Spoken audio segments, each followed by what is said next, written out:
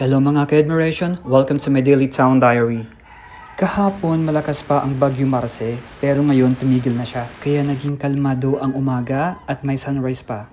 Pero bago tayo magpatuloy sa mga kwentuhan, gusto ko munang magbigay ng kaunting konteksto kung bakit ko ginagawa itong diary in video format. I was 10 years old when I created my first journal. Hindi na siya tumigil until now. So may mga journals talaga ako ever since. May mga personal diaries ako na sinusulat at written format siya. Noong high school, noong elementary, goal ko na talaga noon na i-document lahat ng mga nangyayari sa buhay ko everyday for my personal consumption.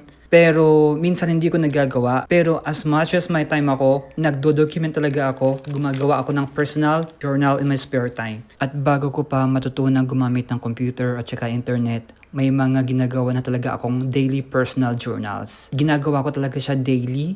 Nagdo-document ako ng mga nangyayari sa buhay ko, yung thoughts ko, yung mga emotions ko, yung mga nararamdaman ko sa mga araw na yan. Dino-document ko siya para ma-immortalize. May mga times na daily ako nagsusulat for a month, pero dumadating din yung fatigue. Kaya kahit gusto man ng puso ko na magsulat araw-araw, natitigil siya kasi napapagod ka rin. But the point is, yung interest ko na gawin to araw-araw ay never nawala. The only challenge that I had is on how to sustain it. Sabi nga nila, the spirit is willing but the body is weak. Kailangan din natin magtrabaho everyday at kailangan din natin ipahinga ang ating utak at saka katawan. But let me go back to my main point. Never nawala sa interest ko at saka hobbies ko yung paggawa ng personal journal. Nangyari yan since 10 years old ako until now. Maaaring nagtataka kayo, bakit ko siya ginagawa? Ano ang nakukuha ko dito? Para sa akin kasi yung writing at saka yung paggawa ng journal ay isang form of therapy sa akin. Nagiging therapeutic siya mentally. Now, isa akong millennial, so I know the difference between analog and digital. Noong nagkaroon ng digital formats ang journaling, mas napadali sa akin yung paggawa ng mga personal journals and documentation. And for context lang guys, ganito ako mag-document ng mga nangyayari sa buhay ko. Medyo may pagka-weird siguro, medyo may pagka-metikuloso. Masyado siyang obsessive-compulsive, pero dinodocument ko talaga guys lahat ng nangyayari sa buhay ko everyday as much as I can. Basta ang goal ko, lahat ng pwede ko i-document na kayang maalala ng aking memory, dinodocument ko siya. And ginagawa ko na yan guys since noong bata pa ako. May mga journals talaga ako, may mga diary ako na katabi kong matulog. At pagising ko, yun ang una kong bubuksan because isinusulat ko doon yung una kong naiisip kapag ako ay nagising. Then, kasama ko siya everywhere. Ganito siya kametikuloso since, pakita ko yung pinakauna, since 2010 guys, meron na akong mga documentation dito. This is 2010, June 12. Dito ako nag-start na mag-document online. Yung 2010 na yan yung time na naging travel vlogger ako. Pero prior to that, nung hindi pa ako marunong na gumamit ng internet at computer, manual journal talaga ang ginagawa ko guys. At may mga diaries talaga ako since high school. At may mga diaries talaga ako guys na manually written since elementary. And feel ko nga nabasa pa ni mama yung mga iba. Kasi nakatago lang naman siya. Minsan, alam mo naman si mama, minsan na inaayos-ayos niya yung mga gamit ko. Feel ko binabasa niya yung mga diaries ko. Pero ngayon also na ang digital formats, mas napadali yung pinagagawa ko. So noong kasagsagan ng Bagyo Marce, medyo may mga realizations ako at nag-isip-isip ako na baka pwede naman gumawa na lang ako ng diaries pero video formats para mas madali at hindi na ako masyadong magsulat. Although I prefer writing talaga, mas gusto ko magsulat. Naisip ko din na kapag video formats, mas madali talaga siya.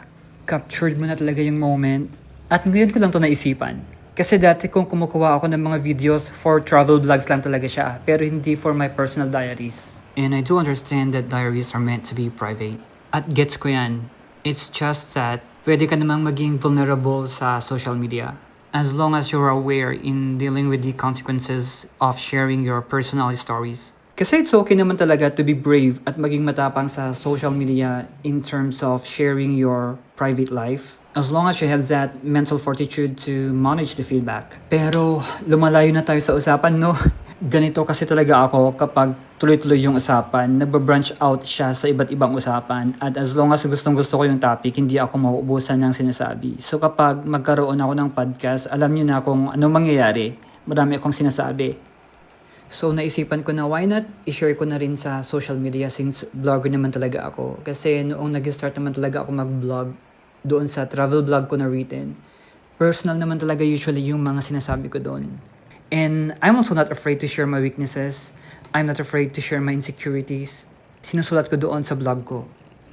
At sa pagsusulat ko ng mga personal stories ko, hindi ko naman po in-expect na magkakaroon ako ng maliit na community. It's not a huge community but it's intimate. Maliit siya. Mga nag-follow sa akin at saka mga sumusubaybay sa akin because they say that they wanted my stories. They love my stories. So sabi ko, yung isang tao na nakaka-appreciate ng stories ko at nakaka-relate, para sa akin malaking bagay na din yun. At ito na nga, naisip ko yung konsepto na ito na mag-post ng daily diary sa video format. Sana maging consistent ako. And I'm pretty sure alam kong may mga times na mapafatig din ako, tatama rin, but I still want to start it. Tignan ko kung saan ako makakarating. I am a digital nomad. Ibig sabihin, pwede akong magtrabaho kahit saan. Pero for the past few weeks, nasa Ilocos ako. Umaga sa Amerika, gabi sa Pilipinas. At hinihintay kong mag-iba yung oras ng 12 a.m. kasi magiging bahagi na yan ng vlog natin for November 10. At ganito nga nagumpisa ang aking November 10. Nakaupo ako sa harap ng aking computer na nagtratrabaho. Ito ang aking energizer, Sugar Rush. And the funny thing here is, ginagawa kong background music, yung sarili kong recorded music doon sa isang karaoke app. 5 na ng madaling araw sa Pilipinas at 1 oras na lang matatapos ng aking shift at happy weekend na, Saturday na ngayon sa Pilipinas. Ayan, 6 a.m. na, tapos na aking shift. At chinek ko sa labas kung may bagyo pa, mukhang wala na, kalmado na ang umaga. So parang ang sarap pumunta sa labas at i-enjoy ang sunrise. Wala nang bagyo.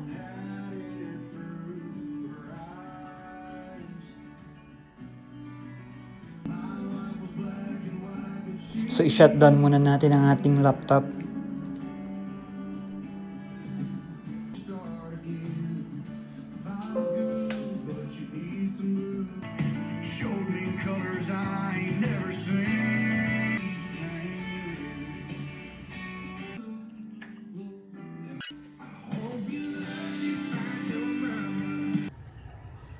Pumunta na ako sa labas para i-enjoy ang morning. Wala nang bagyo. Parang ang kalmado nga ng umaga eh. Tapos may sunrise. Napansin ko nga na ang mga tubig ulan na dala ng bagyo ay dumadaloy pa sa dahon ng mga kawayan. At tanaw na tanaw ko na ang sunrise. Kung napansin nyo, may malaki akong glass door sa kwarto. Ang rason kung bakit ganyan ang ginawa ko ay para araw-araw kong makita ang sunrise na yan. Kahit nasa loob pa ako ng kwarto.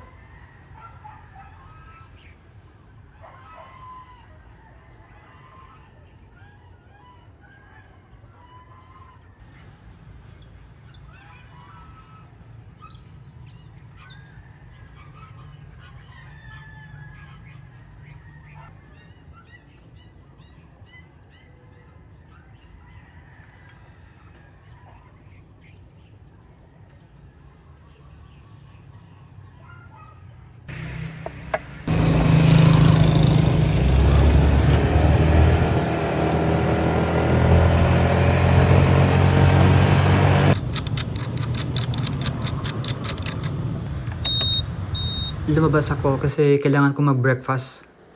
At dito tayo mag-breakfast for today.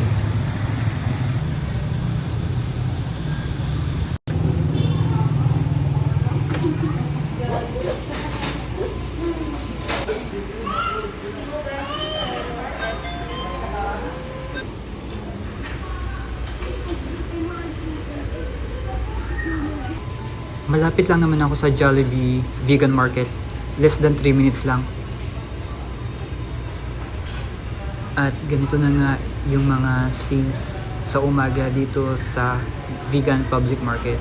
Maraming mga tricyclean dyan na nakaparking. At ito yung Vegan Landmark kung saan tenant dito si Jollibee.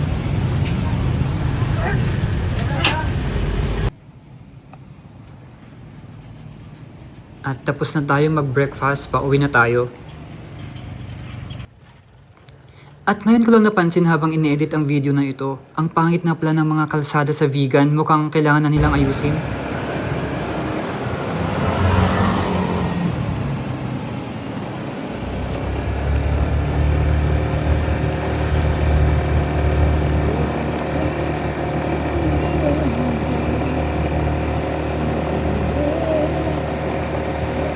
Oo, ako po yung kumakanta. Talagang mahilig po akong kumanta habang nagra-rides.